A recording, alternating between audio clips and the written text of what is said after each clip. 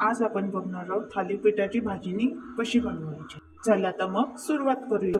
1 cup ज्वारी, 1 cup बाजरी, 1 cup नाचणी, 1 कप गहू, 1 कप तांदूळ, अर्धा वाटी मुगाची डाळ, 2 टेबलस्पून चना डाळ, 1 टेबलस्पून उडदाची डाळ, 1 चम्मच धना जिरा, साबुदाणे 2 टेबलस्पून, अर्धा चम्मच मेथीचे दाणे, अर्धा चम्मच सौंफ, अर्धा चम्मच ओवा।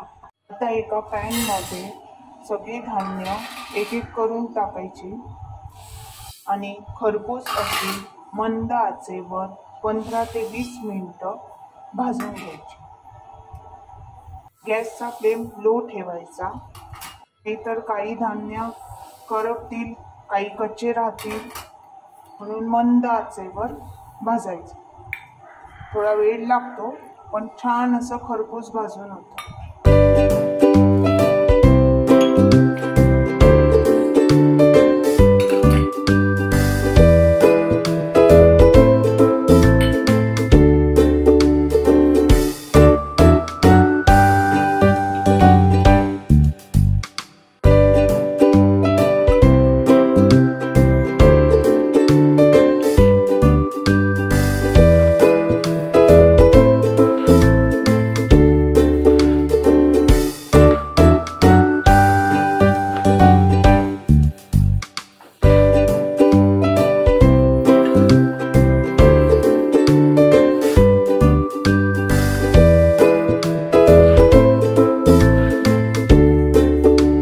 लो फ्लेमवर अशी एकसारखी ढवळत राहायची।